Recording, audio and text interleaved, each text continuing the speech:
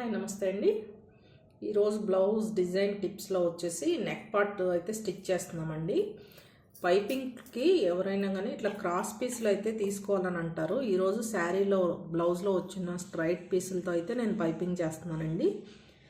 First ఇట్లా కొంచెం ఈ చివర్లో క్రాస్గా కట్ చేసుకుని ఇట్లా జాయింట్ డబల్ స్టిచ్ అయితే వేసుకోవాలండి. దీన్ని బ్లౌజ్ మీద పెట్టి స్టిచ్ చేయాలన్నమాట. ఎప్పుడు క్రాస్ పీసులతోనే కాదు, స్ట్రైట్ పీస్తో కూడా వేయచ్చండి. ఇట్లా జాయింట్ వచ్చిన చాట్ వచ్చేసి వెడల్పు చేయాలండి.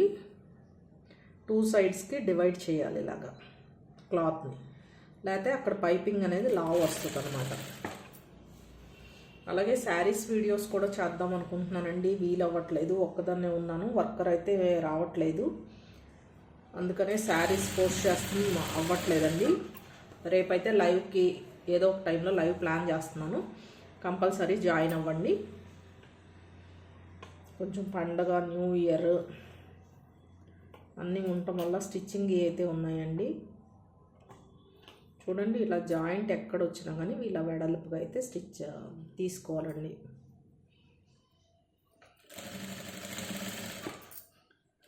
బ్లౌజ్ సీదా పెట్టి కుడుతున్నాను, పై పార్ట్ నుంచి పై పక్కన స్టిచ్ చేస్తున్నాను. ఇట్లా క్లాత్ పెట్టి పైపింగ్ది.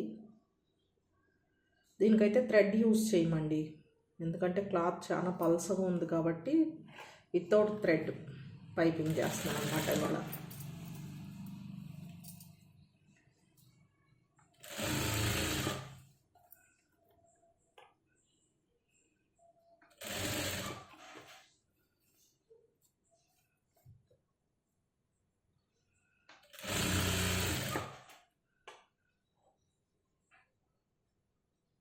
ఎక్కడ జాయింట్ వచ్చినా ఇలా అయితే ఓపెన్ చేసుకోవాలండి. అప్పుడే పైపింగ్ మొత్తం ఒకే విధంగా వస్తుంది. ఒక చోట లావు ఒక చోట సన్నము రాకుండా ఈక్వల్గా వస్తుంది అన్నమాట.